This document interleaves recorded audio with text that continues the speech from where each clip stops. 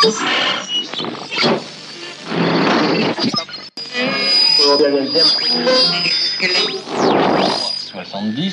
deuxième était le...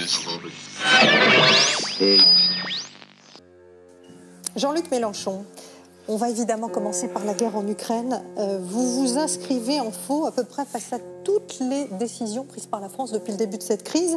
Vous êtes contre les sanctions, contre l'envoi d'armes à l'Ukraine, contre le maintien de la France dans l'OTAN, plus généralement, bien avant cette crise. Vladimir Poutine n'est pas un danger pour l'Europe et pour la France? Bah si, mais la plupart des choses que vous dites sont inexactes. Je suis pour qu'on sorte de l'OTAN, pas d'aujourd'hui, depuis le début. C'est ce que je vais dire. Oui, mais les autres mesures, non. Je suis d'accord pour qu'il y ait des mesures de représailles économiques. Le problème, c'est de savoir c'est où on les met. Une sanction, c'est fait pour que ça marche. Pour l'instant, ouais, ça ne marche la pas. La première des conditions d'une sanction efficace, c'est qu'elle ne s'applique pas à nous. Je vous signale que la dernière fois qu'on a fait des sanctions économiques contre la Russie, moi je suis allé à Moscou, j'ai rencontré un opposant à M. Poutine et j'ai rencontré la Chambre de commerce franco-russe.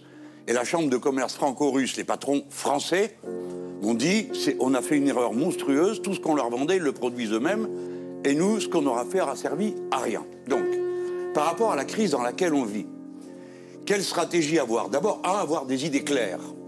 Moi, j'ai les idées claires, pourquoi? Parce que ça fait depuis 2014 que j'alerte sur tous les tons qu'il y a une ligne rouge en Ukraine et qu'il y aura une guerre. Un de vos collègues à France Inter m'avait dit, attendez, vous parlez au sens imagé ou réel? J'ai dit réel. C'est quoi cette ligne rouge? C'est une ligne rouge. Dites-la en termes clairs. Vous ne l'avez jamais dit en termes clairs. Vous ne voulez pas que des pays démocratiques, la Géorgie ou l'Ukraine, adhèrent démocratiquement à l'OTAN. Vous considérez que c'est une mouletta et que c'est une ligne rouge pour le dictateur Poutine? Oui, oui. Il faut réfléchir, pas seulement avec les arguments qui nous paraissent justes à nous, mais essayer de comprendre ce qu'il y a dans la tête des autres. Quand on veut faire de la politique qui parte des réalités et pas de nos rêves. Il faut apaiser Poutine. Il y a une ligne rouge. Elle nous plaît ou elle ne nous plaît pas.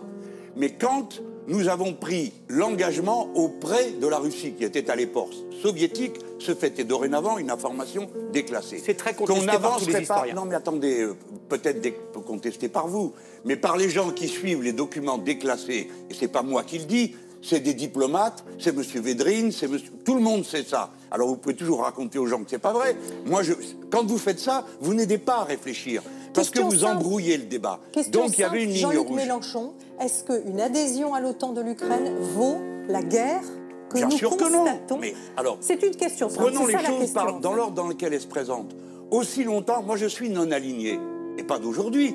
Je suis assez vieux pour avoir été contre l'invasion de la Tchécoslovaquie par les Russes. Et d'avoir été contre la guerre du Vietnam, contre les Américains. Donc c'est pas d'aujourd'hui que je suis non aligné. Je prends cas par cas et moment par moment. Quand les Américains disent nous allons faire l'OTAN jusqu'à la porte de l'Ukraine, jusqu'à la porte de la Russie, je dis danger. Quand M. Poutine franchit la frontière, c'est lui qui pose l'acte qui est intolérable. C'est ça qu'il faut voir et bien comprendre. Attendez. Par conséquent, il faut avoir une stratégie qui soit adaptée à cette situation. Pas juste gesticuler. Moi, les va-t-en-guerre, ils m'exaspèrent. Pourquoi? Parce que nous, Français, nous sommes en première ligne. Nous avons 500 militaires en Roumanie. Nous en avons 300 en Estonie, plus 4 avions Mirage. Nous en avons 300 plus en Lituanie et nous avons un escadron de chasse qui se trouve en Pologne, c'est-à-dire directement sur la frontière entre l'Ukraine et la frontière avec Kaliningrad. Par conséquent, les Français ont intérêt à bien réfléchir à ce qu'ils font avant d'agir.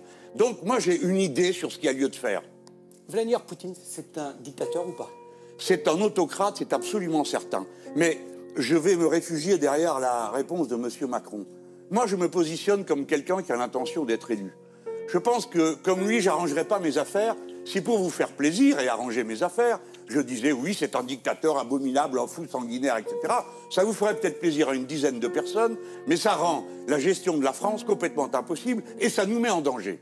Vous disiez que vous aviez une idée pour la crise actuelle. Donnez Il faut voir court terme, moyen terme, long terme. Court terme, immédiatement, tous les matins on se lève et on dit cessez le feu. Et court terme, immédiat, on demande à l'ONU de déployer des soldats, des casques bleus, le long des 16 réacteurs nucléaires. Je vous arrête, c'est impossible. À l'ONU, il y a le Conseil de sécurité. Dans le Conseil de sécurité, il y a la Russie qui s'opposera En effet, ad le vitam droit de aeternam. veto a été Donc, établi par les l'ONU Américains au début. Donc l'ONU ne pourra il y a pas une agir, assemblée- M. Mélenchon. Oui. Alors, je vais vous apprendre les statuts de l'ONU, ça me fait plaisir.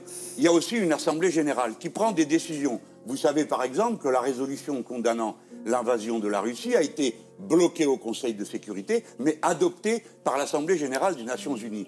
Et vous devriez vous poser la question de ce qui s'est passé. Parce que moi, je suis très alerté par le fait que la Chine s'est abstenue, tant mieux, on peut s'appuyer dessus. L'Inde s'est abstenue, tant mieux, on peut s'appuyer dessus. Mais ça fait la moitié de l'humanité, plus l'Afrique du Sud, plus le Sénégal, qui sont nos frères dans l'histoire. Par conséquent, ça fait beaucoup de monde dans le monde qui n'a pas voulu voter un texte de condamnation. Donc, vous m'obligez à changer l'ordre de mon démonstration, mais c'est pas grave. L'objectif numéro 1, c'est d'isoler le gouvernement de Vladimir Poutine sur la scène internationale. Je crois que le président Macron l'a dit il y a quelques instants. Isoler, ça veut dire qu'on arrête les gesticulations contre les Chinois, histoire de fous qui ne nous mènent nulle part. Et donc, qu'on discute avec les Chinois, avec les Indiens, pour isoler toujours plus Vladimir Poutine. Deuxièmement, nous devons l'isoler politiquement. Politiquement, ça veut dire le couper de sa base. Les oligarques, donc il faut taper, taper et taper encore les oligarques. Ils ont presque 1000 milliards, paraît-il, en banque en Angleterre. C'est la première des mesures à prendre. Nous pouvons attraper leurs biens sur la côte d'Azur, il y en a de tous les côtés. On a ramassé un yacht pour l'instant. Non, il faut être plus dur. Pourquoi? Parce que ça le coupe de son environnement. Et enfin, il faut miser sur la résistance du peuple russe. Ne croyez pas que tous les Russes sont d'accord avec l'invasion, la guerre et les meurtres. Les Russes ont déjà subi la guerre d'Afghanistan, la guerre de Tchétchénie. Ils en ont ramené des cadavres de leurs jeunes gens à la maison. Par conséquent, aujourd'hui, vous avez eu tout de suite une riposte. Vous avez dedans le deuxième syndicat de Russie. Et mon ami Alexei Sakhnine, que j'avais encore récemment au téléphone sur cette affaire, nous dit « Nous vaincrons de l'intérieur ». Peut-être qu'il exagère, mais son courage est extraordinaire. Il faut donc miser politiquement. Et enfin, il faut une initiative spectaculaire. Pourquoi? Ou elle marche ou elle ne marche pas. Elle marche, on a obtenu gain de cause. Elle ne marche pas, on l'isole. Laquelle? Convoquer une conférence extraordinaire de l'Organisation pour la sécurité et la coopération en Europe. Ça a été créé pour ça. Et là-dedans, on dit, vous avez un problème de frontières, on en discute.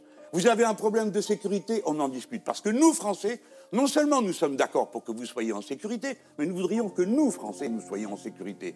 Donc, M. Poutine, les missiles que vous avez déployés sur le territoire de la Russie et qui font entre 500 et 5000 kilomètres, eh bien, nous ne sommes pas d'accord pour que vous continuiez à en utiliser. Et donc, nous obligerons, mais cette fois-ci, il ne faut pas être aligné pour l'obtenir, un des Russes, deux des Américains, que ce type d'armes soit remis dans un accord comme il y en avait autrefois avec la Russie soviétique.